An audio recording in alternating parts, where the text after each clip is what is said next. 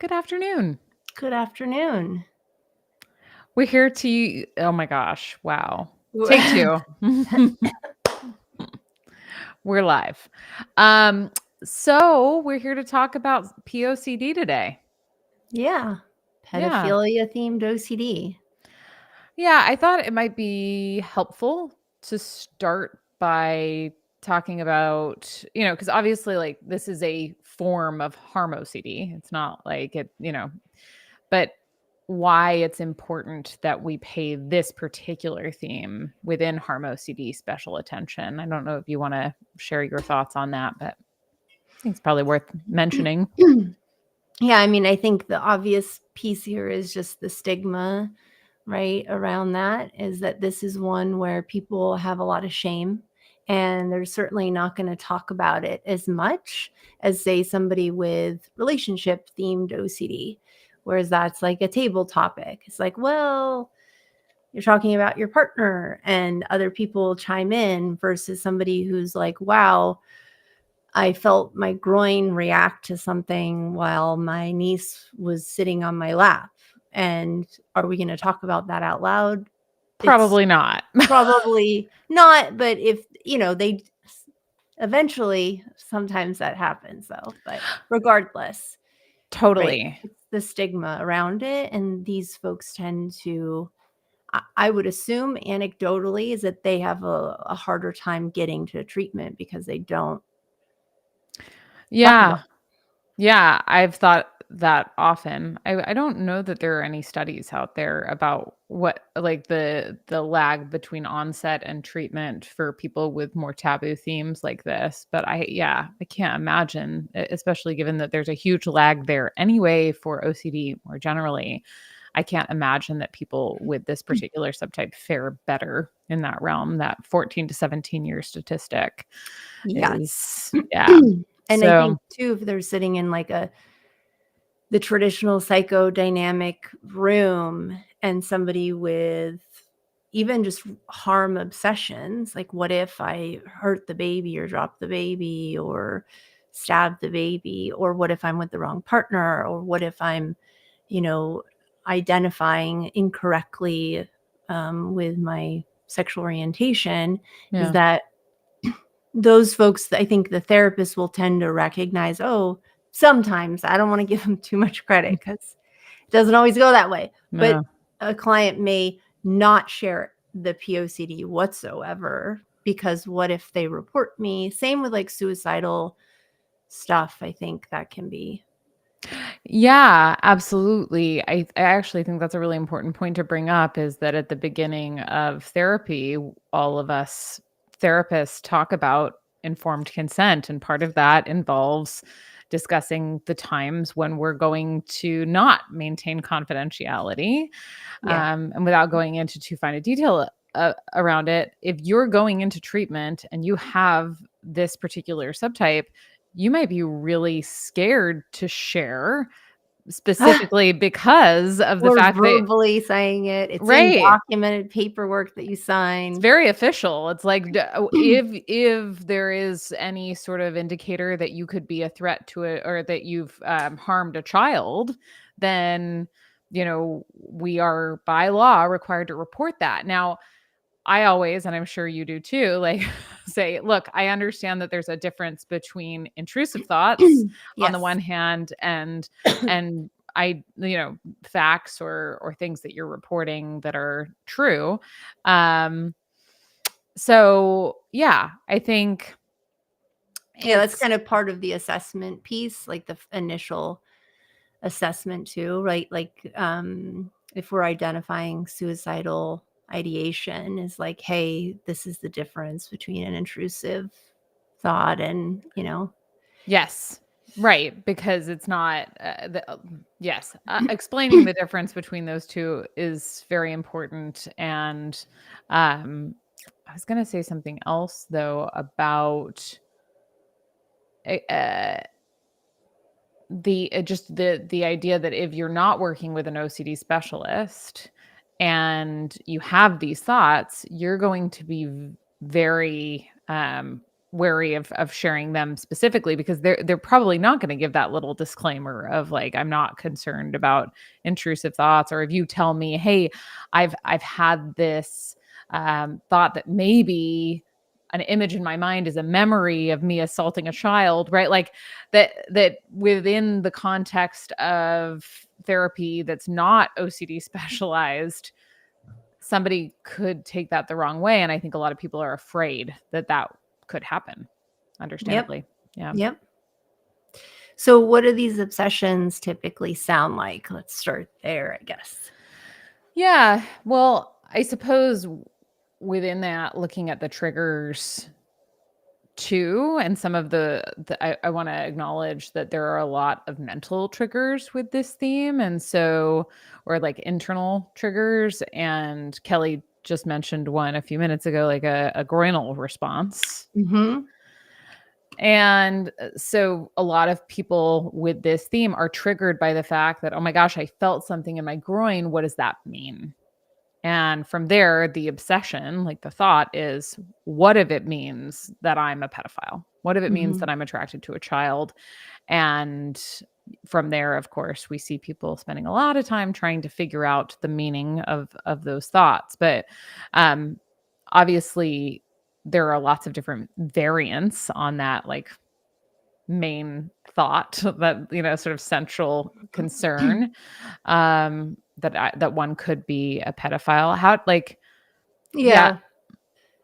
Well, also, I've had a handful of clients who look back on the past and they're like, oh, what if I'm a pedophile, 30 years ago, because I remember playing doctor or whatever with my yeah, cousins, and like, what are their lives like now? Did I ruin their lives? Am I a pedophile now? right. Was that This is inappropriate then? Or yeah, right. am I capable of that again now? Right. Exactly. And for those of you who are new to the OCD world and you're joining us, because I know we're streaming across many platforms, and on Instagram we're pretty solidly the foundation of OCD, but I don't know for sure on the others. Is that what the difference between ego dystonic, right? Is that there obviously are pedophiles out there, and we're talking about, and there are people who are murderers and people who do harm people, but this isn't what we're talking about. We're talking about something that goes entirely against somebody's core belief, and that's why it bothers them. That's why they're coming into treatment. Yeah. Is that it's so offensive to them that they are horrified by the presence of thoughts about Yet it, they're or the safest person to be around a child. right, right, because they are so, yeah, so Yeah, aware, troubled. hyper aware, yeah. Yeah. Now, consider the fact too that it gets messy, because people within this theme, I see this regularly, like, well, what if it isn't or dystonic? What if my Well, so that's as just a OCD again. well, for sure. Yeah, I that's just a mean, new just a new mask. spin on an Yeah. old idea.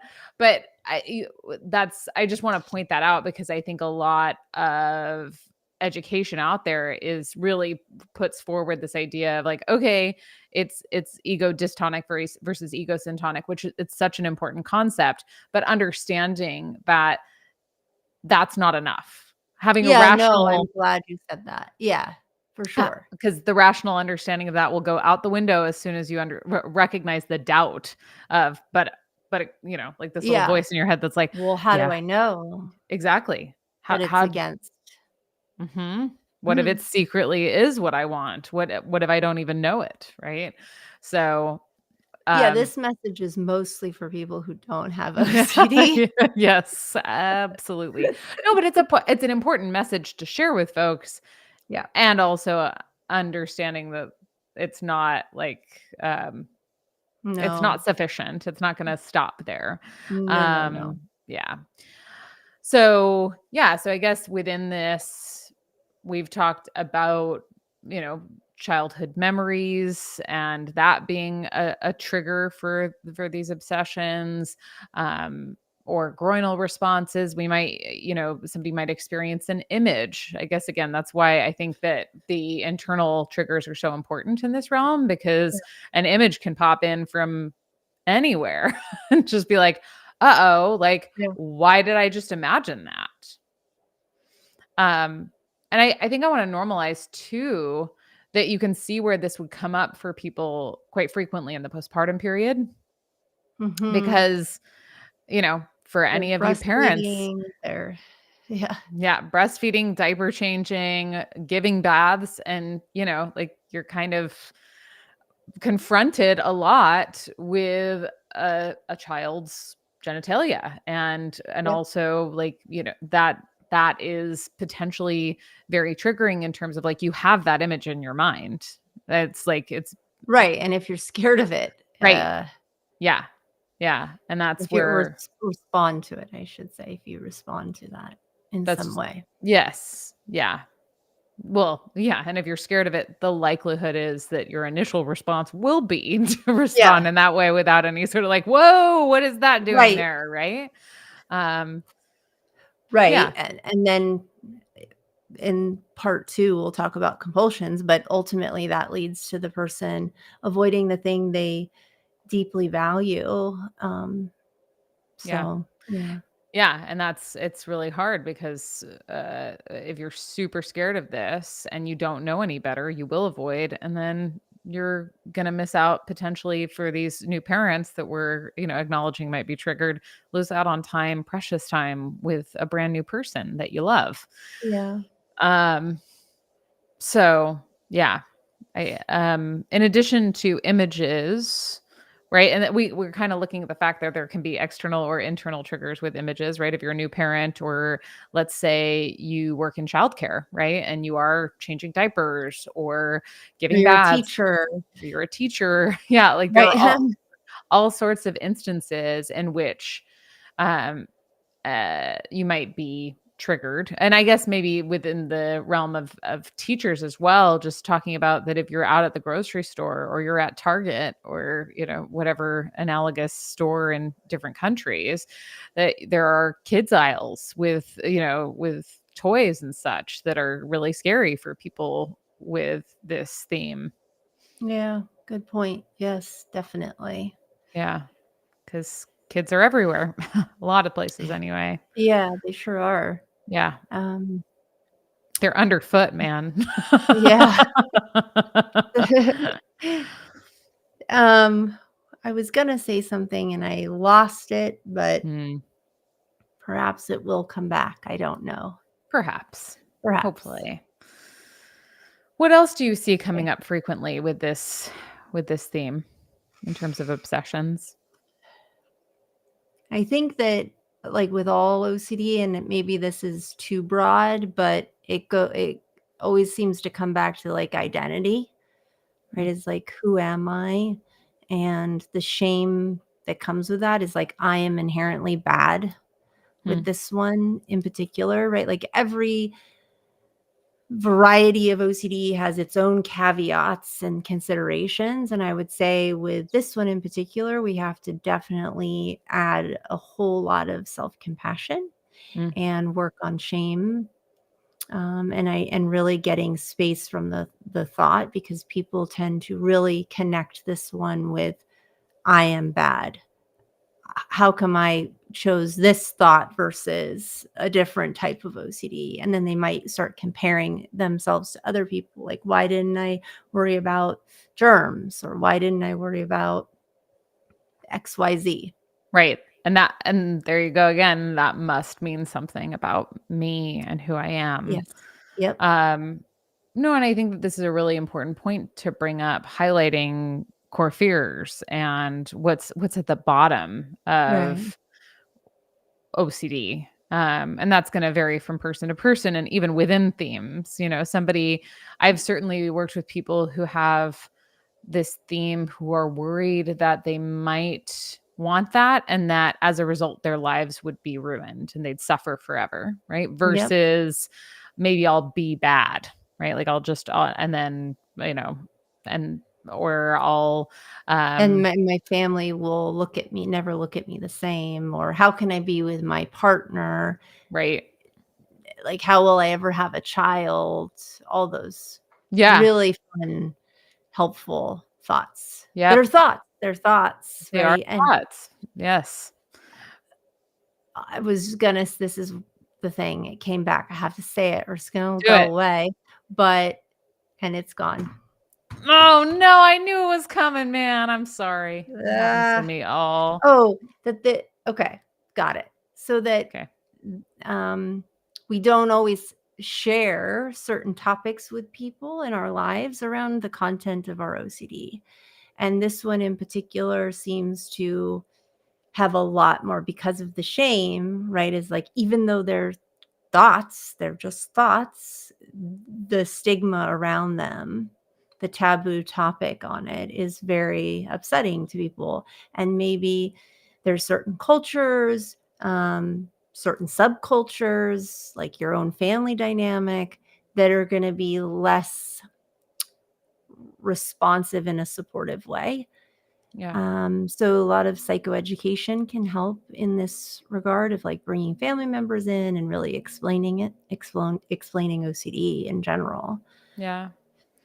Yeah, and I think you bring up a good point in terms of the importance of educating the public in general about this. Yes. Even we even see people in this, in 2024, saying horrible things to people Yeah. on the World Wide Web about what these types of thoughts can mean. And so continuing to speak broadly. So like, yes, at the micro level of the family and also, at the macro level, so that there is more space to talk about thoughts. There's no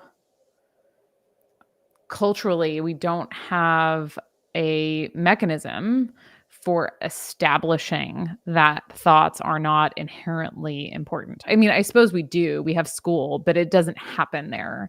And so the more we can talk about this and acknowledge that thoughts are words and they're not inherently meaningful, the more likely that people are to open up about what they're experiencing and to get help. Yeah, absolutely. Yeah. And part of fighting the shame is being vulnerable, right? As Brene Brown puts it so well, Yeah. that it's this anecdote to shame. And so I think folks who who live with POCD are, their world becomes really small and they're less likely to be vulnerable and share those things. But that doesn't mean they're not going to get better. They have a therapist that they're being vulnerable with every week. Yeah. So keep that in mind. It's not all or nothing. Like, I have to No. Yeah, branch out and I don't have to be vulnerable with every single right. person, and that nor would anyone, I think, here, at least the 2 of us, advocate for that. I think being very thoughtful about who you're vulnerable with about a great many things, not least of which is this topic that's widely misunderstood. Yeah, I think, the spin I was going to with that is oftentimes folks with who have they're obsessing about treatment and recovery, like Mm, whether I'm getting better. They may have the two dipping of this, which mm, is, I have to mhm. get better. And so if I have to be vulnerable, then I need to share with everybody. And that's compulsive. Yes. Yeah, Right.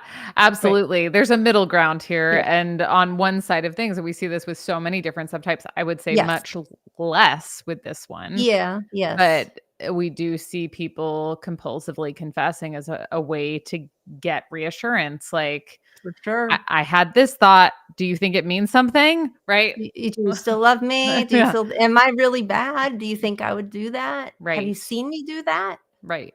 Right. So, we don't wanna go to either extreme. We wanna be able to talk to people about the things that are scary, and also we don't want to talk to everyone about these things or to try to figure out what other people think about us necessarily. It's a balance. Right. Yeah. But you're Yeah. absolutely right. There are so many people who are like, huh, I'm never going to get better if I have to check the box. I have to tell every Yes. person like I think we see a lot with OCD that generally that people want a formula for Oh, recovery. I do. Well, sure. Not Me only as a too. treatment provider, but as a sufferer, Yeah, yes, that'd be great. 100%. But the formulas are actually the problem. Like trying to do anything rigidly is only going to get us back Yeah, in trying to perfect and trying to, um, yeah, to do it right. yeah, Um, and there is no perfect or right anyway, but yeah, I digress.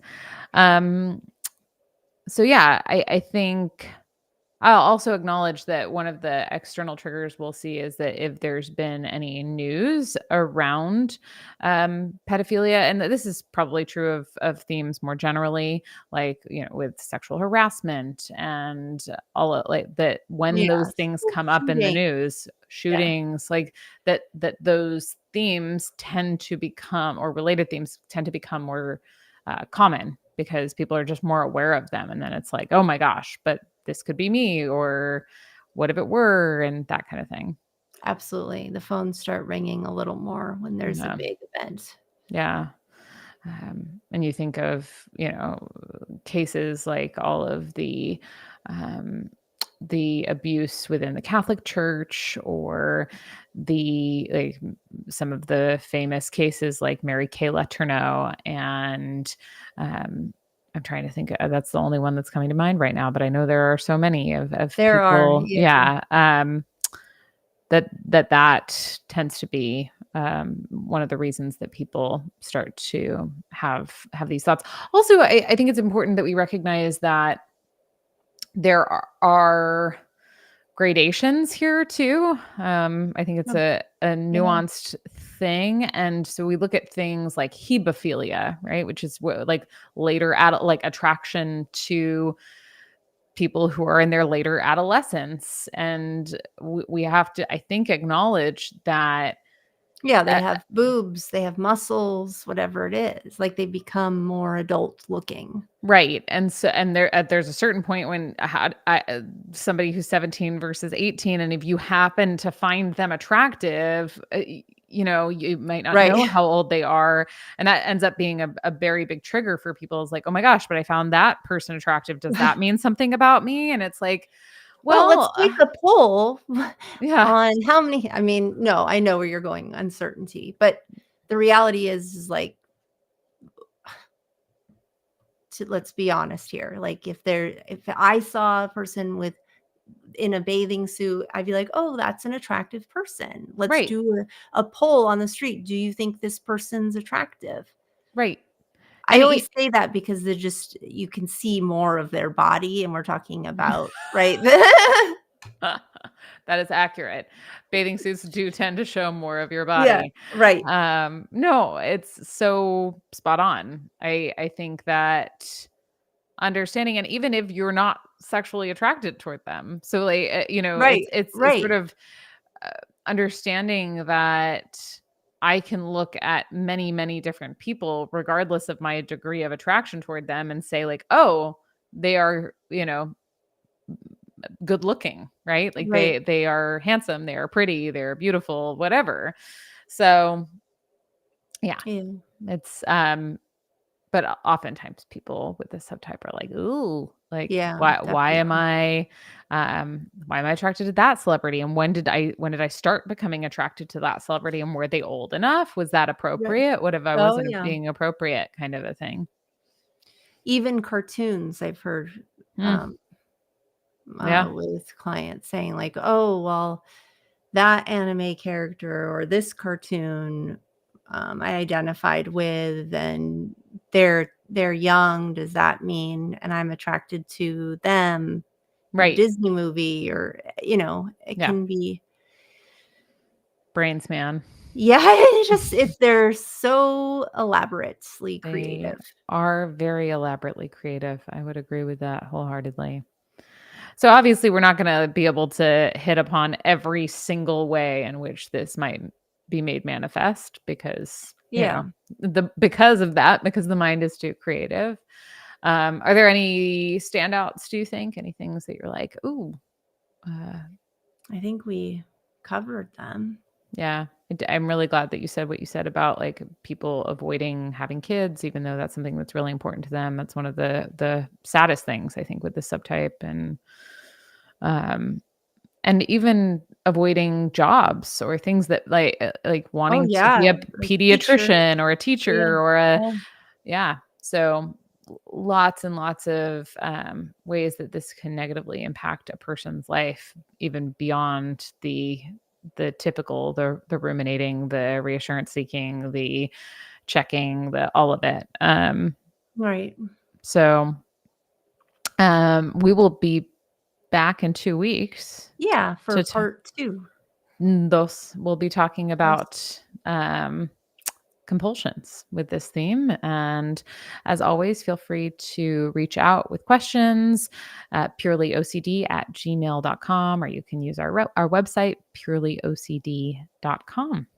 Yeah, great. All right. Thanks, Good to see guys. you. Thank Bye. you.